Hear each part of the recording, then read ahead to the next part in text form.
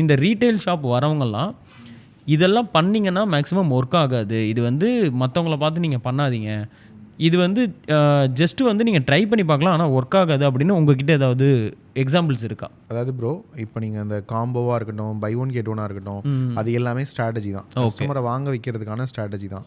ஆனால் end of the டே அவங்க கொடுக்குற கமிட்மெண்ட், கஸ்டமரோட வேல்யூஸ் என்ன வந்து என்கிட்ட வர கஸ்டமருக்கு நான் வந்து பெஸ்ட்டாக கொடுக்கணும்னு நினைக்கிறேனோ அதை வந்து என்ஷூர் பண்ணிட்டாங்கன்னா நீங்கள் என்ன ஆஃபர் கொடுக்குறீங்க, டிஸ்கவுண்ட் கொடுக்குறீங்கன்னு கஸ்டமர்ஸ் பார்க்க மாட்டாங்க. ஓகே. நிறைய நேரங்களில் பாருங்கள், நீங்கள் வந்து எமோஷனலாக ஒரு பிராண்ட் மேலே அட்டாச் ஆகிட்டிங்கன்னா அந்த பிராண்டை தேடி தான் போவீங்க, அது எவ்வளோ விலையாக இருந்தாலும். கரெக்ட். அப்போ அந்த எமோஷனல் கனெக்டே எப்படி கொண்டு வரோம், அவங்கள எப்படி வேல்யூவாக ஃபீல் பண்ண வைக்கிறோம் கஸ்டமர்ஸை. ஓகே. அதில் தான் கேம் இன்னும் நிறைய பேர் பண்ணுற தப்பு என்னென்னா, பர்த்டே ஆனிவர்சரிக்கு விஷஸ் அனுப்புவாங்க. விஷஸ்னால் விஷஸோடு இருக்கணும். அந்த இடத்துல போயிட்டு நீங்கள் வந்து ஒரு 10% உங்களுக்கு நாங்கள் டிஸ்கவுண்ட் கொடுக்குறோம், வந்து பர்ச்சேஸ் பண்ணிக்கோங்க, அங்கேயும் விற்கக்கூடாது.